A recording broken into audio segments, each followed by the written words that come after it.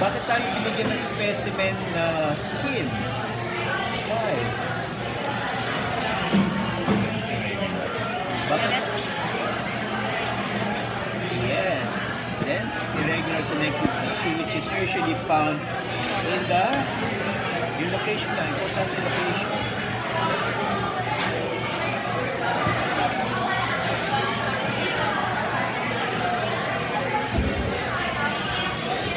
Ganyan, wait lang. So, natin tatandaan nyo yung distribution ha, para hindi kayo malilito. Kasi, magandang tanong yun eh. Pag ako nagtanong yun, identify the type of connective tissue. Where's the distribution? ABC. Ganun tatanong mo pag connective. Okay, so what do we have? Okay, so, specimen natin for dense irregular connective tissue is the dermis of the skin. So, I'm going to point it out where this is usually seen, no?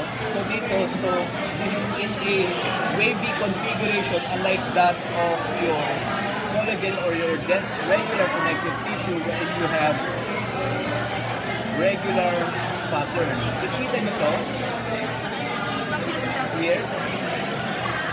There is irregularity in the pattern of the fibers. This is dense, irregular connective tissue. So, ayan, no? Okay, so you can see it here. This is the area of the dermis. So, there you have the dense, irregular type of connective tissue. So, for example, dito ko ipo-point. What is the type of connective tissue? Dense, irregular. Okay. Okay na to? Good? That's irregular. Okay. So, liver naman, no? So, remember, ang reticular connective tissue, this is the structural support in all solid organs, no? So, liver, endocrine glands, lymph nodes, okay? So, ito yung kumasa yung scaffolding, eh. So, it forms a structural support of these solid organs. Okay? So this is made with a special stain. It's not HNT. This is silver stain. No? So what you can see, okay, you can see these fibers. These are your reticular fibers. Kita nyo, no? Para siyang web and the cells are attached to it, giving it support all throughout. So just imagine, tanggalin nyo yung cell. So what is left? Parang roots. Ba parang mga ugat. Okay? So this type of connective tissue gives support, no, to your cells, especially in solid organs. So again, endocrine glands, lymphoid tissues, and solid organs, the liver. Okay, so pag ako i-point out ko to, wait, yan, igagano ko siya, i-adjust pa natin. Okay, so still we are in a magnified, in a magnified position, ika nga. So pag pinoint to, what is the answer? What kind of identify the pointed structure or yun, reticular connective tissue. Side question, bahala na. Sagot na yun. Pero ganyan, kadalasan mas maganda i-point out pag high-powered. Okay? This is good. Umbilical cord. So, what is the characteristic feature of this? So, tayo mag-concentrate. So, we concentrate on the ground substance. This is mucoid type of connective tissue. Okay, so Wardon's jelly, guys, yeah, medyo jelly-like, no? This one. Okay, so here. So pag ako magbibigay nito, I have to show you the arteries, no? Yung blood vessels to give you a clue. But the pointed portion will be here in between. So, malamang igaganito ko siya pag ako, ha? So, ayan. Okay, so, what type of connective tissue is found in the pointed area? Lupus connective tissue. Ha? So, ayan. So meron kayong mga clues. Blues. Ano yun? Lumaki kayo doon ang blues. Anak ko doon ang blues. Okay, so ayan ha. Mucous connective tissue. Dapat mas mataas kayo ngayon. Ibibigay ko sa inyo, ibibigay ko. Ano ba ito? Okay, so I don't know. Sinabi ba ito ni Dr. Marga? So, ayan, pinalag.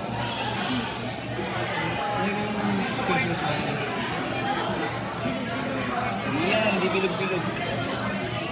Don't concentrate on the bilog-bilog. Concentrate is what is found in between. Okay? In between the bilog-bilog, the bilog-bilog. Okay? So concentrate tayo sa, yan, yung area niyan. In between the bilog-bilog.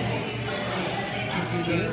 So what type of connective tissue do you think is in the area between the bilog-bilog? Sinabi ba ito for a month? This is diffuse lymphoid connective tissue. Bakit siya diffuse? Kasi it does not form a particular pattern. Kalat lang siya. Kaya diffuse. Diffuse lymphoid connective tissue. Saan po siya ng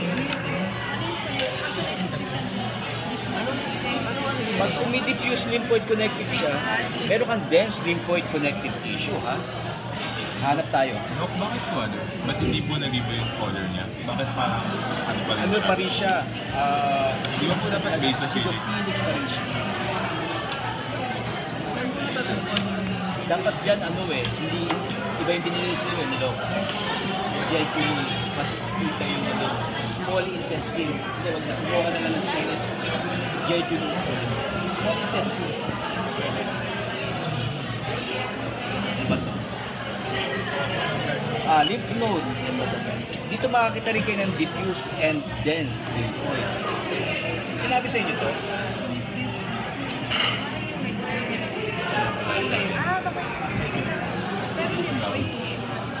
Lymphoid, iba to, iba to. Ito. Yun.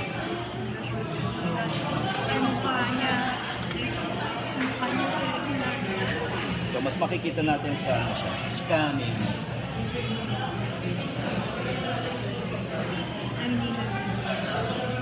So, pag sinabi mo dense connective tissue, it assumes a certain configuration. Pwede siyang circular, pabilog, like this one.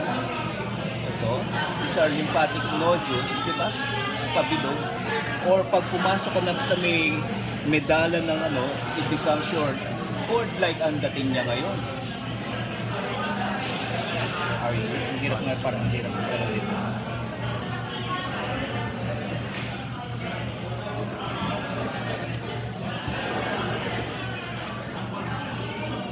Ayan ang mga example ng ano ha. These are dense lymphoid. Kita nyo may particular pattern. Bilog siya. And in between, no, makikita mo naman, ayan o, walang particular pattern. So these are diffuse lymphoid. Ayan. Okay? So, it can take another configuration, hindi lang yung bilog, but pwedeng para siyang cord-like, no? Hinahanap ko lang siya mas maganda. Bakit kasi? Wait. Ang hirap niya i-focus mo yun. Iba yung galaw niya. Yung galaw niya.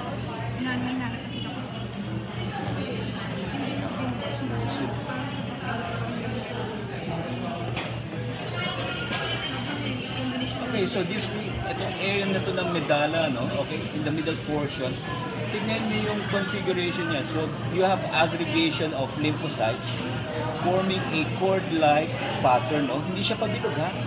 This one. Hindi siya pabilog. Unlike this one, these are circular or round in configuration or pattern. Mas madali rito magturo kaysa doon sa pagong, eh. Problema mo na yung pag-focus, pag ano, tapos... Okay, so this one, oh, mas madali magturo. So again, here tignan mo, i-magnify natin. Since pag naka-circle sa Okay, so again, in this area, this is the area of the medulla. Kita nyo yung, yung aggregation. No, nagpukumpul-kumpul siya, pero it takes the form of a cord-like pattern. Unlike this sa cortex of the lymph node, wherein the configuration is circular or round, no? But still they are considered as dense lymphoid connective tissue. Unlike in this area, no? So wala kang particular patterns, just dispersed. So diffuse, kalat-kalat, diffuse lymphoid connective tissue. shorts mo look diffuse ba? Hindi, pag dense, basta nagkumpulan siya, no? Tapos it takes a particular pattern. Wala naman square eh. So, yung gusto niya chord sa kabilo. Yung nodules pa pati yung chords. Dense po siya. Those are dense. Tingnan nyo dito, small intestine, pakitok sa inyo yung diffuse lymphoid connective tissue. Ilan lang naman yung drawing nyo, di ba? Ayan, look at this, okay? Ayan, dami. Okay? So here, no? Okay? In the lamina propria, okay? These are your diffuse lymphoid connective tissue. So, puro lymphocyte siya, no? Okay? Ayan, these are diffuse. Yung in between, no? Okay? So, it's a lamina propria. Okay, siya. These are your dense, diffuse lymphoid connective tissue. Hindi ito hindi yan, mga glands of liver canal. Ito yan, ito. So in between. So pag pinuhin ko rito, what type of connective tissue? Diffuse lymphoid connective tissue. Okay? Okay, so isa na lang. Bakit pala tayo adipose? Okay, so ito naman uterus, no? Tignan nyo naman doon. This one is very cellular, just like your lymphoid connective tissue. Mas marami siyang cells, no? Sa iba, mas marami kang fibers. Iba, mas marami kayong ground substance. Kadalasan, which one predominates would define the characteristic of that lymphoid tissue.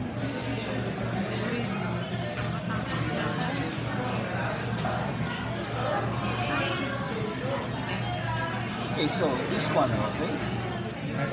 Tignan nyo, this is very cellular. So, found in between your glands, sa your uterine glands, no? Pag-define natin, these are your embryonal type of connective tissue. Ayan, no? Kita nyo, puro cells, no? It's very cellular. Okay, huwag nyo sasabihin diffuse lymphoid to, Okay, so this is embryonal type of connective tissue. Again, re-repeat tayo sa blood. Sa blood, hindi ako magtsatsaga maghanap ng basophils or eosinophils sa lymphocytes at neutrophils na yun. RBC, masyado naman bagay-bigay yun. No? Walang challenge. Yun ka ba? Adipose. Ang bone is also part ng connective tissue, pero ipa-detective na lang yun, ha? Ang mag-detective na tawag sa breast. So, prepare. Yeah, next meeting.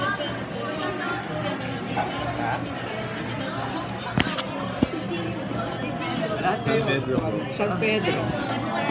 Magdasal ka na, San Pedro. Dalawa po kami dito. Yung mas favorite mo si Russia. Yung Santi ko talaga. Santi, magaling Santi. Ayun, grabe. Manang-manang sa kapatid mo. Hindi nagmana sa tatay. Buti na lang. Hindi, kilala ko tatay niya. Kaya pwede kong loko-lokohin yung tatay niya. Iba siya. Asa na nga ba tayo? Adipose. Wala. Oh. Nagdidikit na siya ngayon. Pag inano mo, sumasama yung isa. Wala sa WD-4. Dumidikit eh. Independent pag inano mo. Look at this, what type of connective tissue? Sandali Regular. Galing mo. So this is dense. Regular connective. Look at the cells, no? Yung mga fibrocytes. Skeleton eh. Okay? They are flattened in between thick collagen bundles. Ha? Yan si Medina. Okay, so yan. So para rin siyang fibrocartilage, no, sa cartilage. Pero this one, these are flattened, no? Kita nyo? May ipit siya kasi. May ipit sa ano, sa fibers, no? Sa kapal ng fibers. Kasi they serve a purpose naman dahil doon. So, for tensile strength. So, meaning resistance to pulling and compression. Yun ang tensile strength, ha? Para sa bakal din yan, eh. Dok, pag yung sagot ko kanina sa quiz, collagen, tas may dense regular. Collagen is dense regular. Correct pa rin ba yun? Titingnan ko.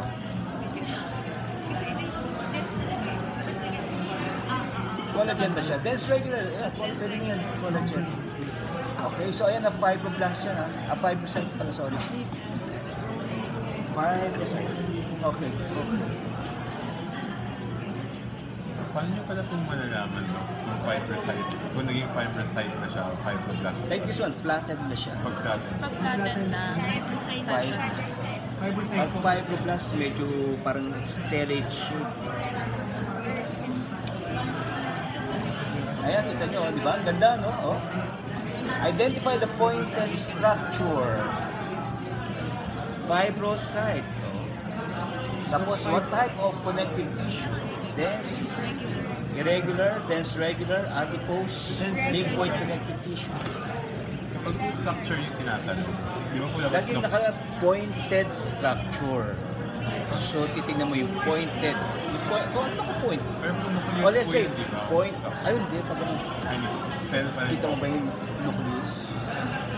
If you extend your imagination. Pero fibrocyte po yung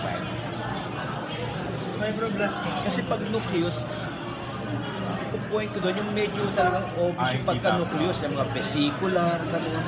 Yung talagang bilog na bilog tulad sa mga neurons, di ba? Magandang ipakita yan, magandang itanong. Pero kung mga ganito, mahirap maghanap ng nucleus, malamang hindi nyo rin masagot. So, di ba? So, magbibigay na ako yung madali, yung masasagot nyo kasi yung pahihirapan ko pa kayo. Madali nang hanapin, madaling i-point, madali pang sagutin. Lahat win-win, di ba? Ganun yan eh. Ano ba na mahuwaw? Pahihirapan ko kayo. Bakit po ang hirap na ito? Matututo ba kayo pag pinahirapan ko kayo? mahirap yung Bakit ako lang ba nag-contribute ng tanong? Hindi naman ako nag-contribute lang ng tanong lang eh. Bakit ang hirap? Hirap po.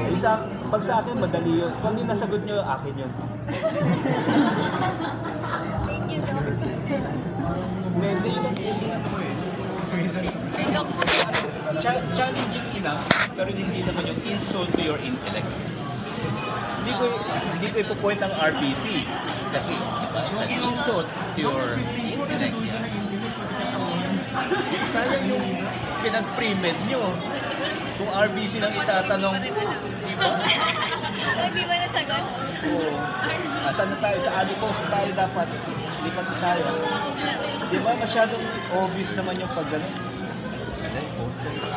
Diba? Matawag sa akin. Diba?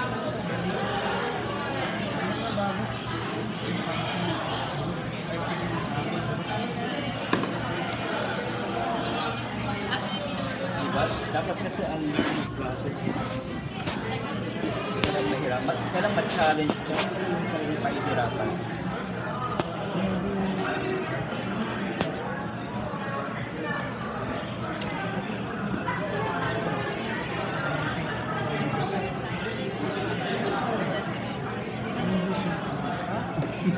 Okay, so adipose connective tissue archive. Adipose.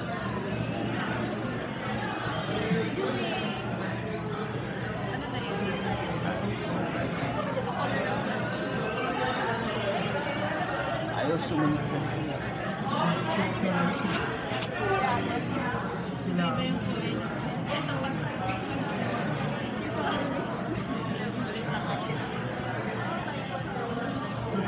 Ayan, okay.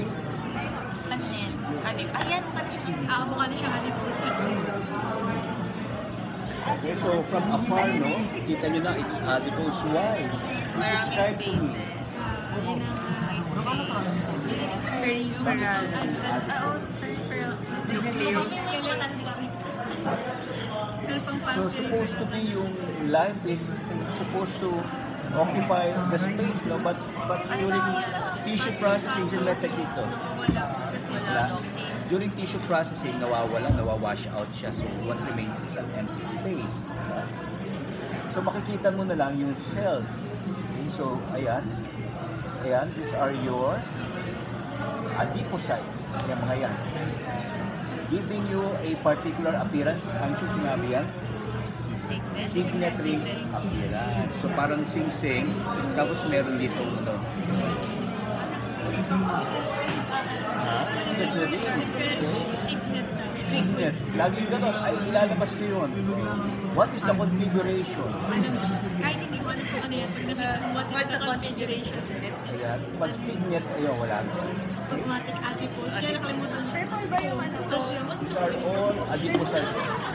Kaya what is the function Thermoregulation. for, pwede rin siyang for areolar is, ay wala sa areolar.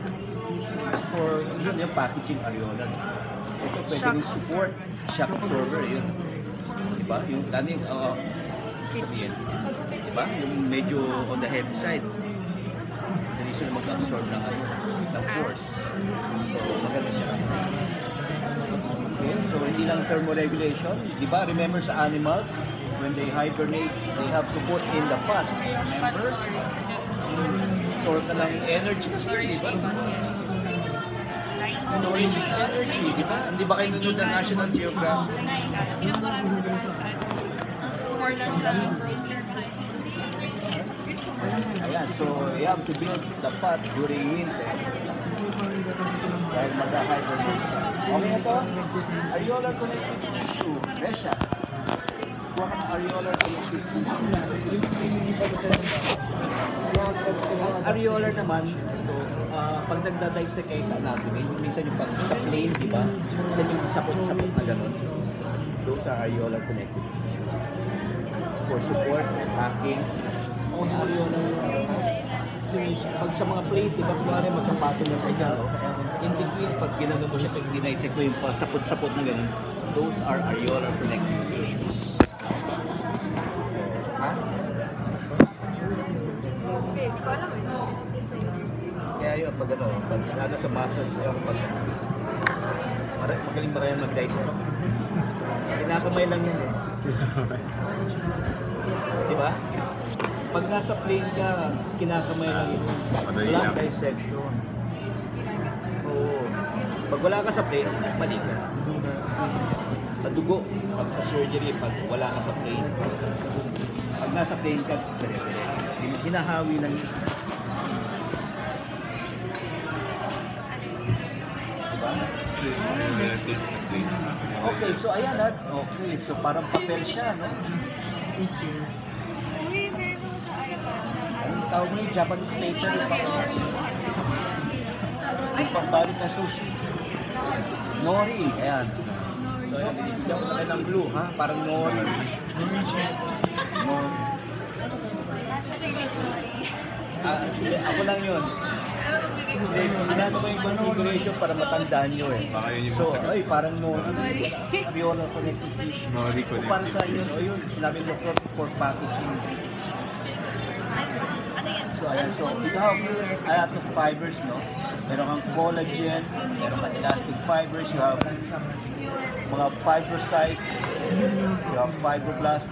So, pag ganito, no? So, kung ako to, hindi ko kayo kahirapan kasi very hard to distinguish fibers na from one another. So, yung makakapal mga collagen fibers, yung mga elastic fibers, but pag ano ko to, ito niya po, identify the pointed structure.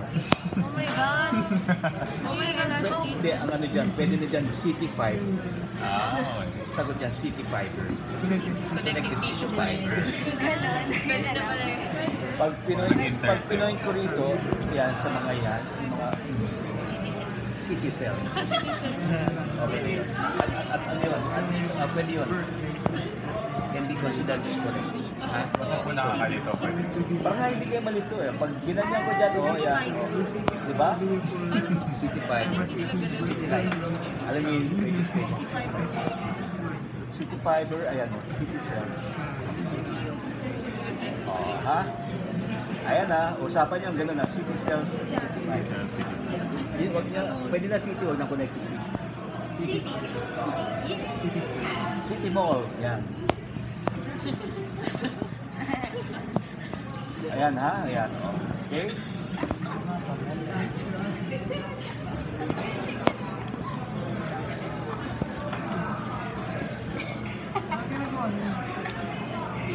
Okay, City Fibers, City Mall, City Cells. Tama, tapos na. Kasi tayo, we're done. Babalik ko na yung iba niya. Ay,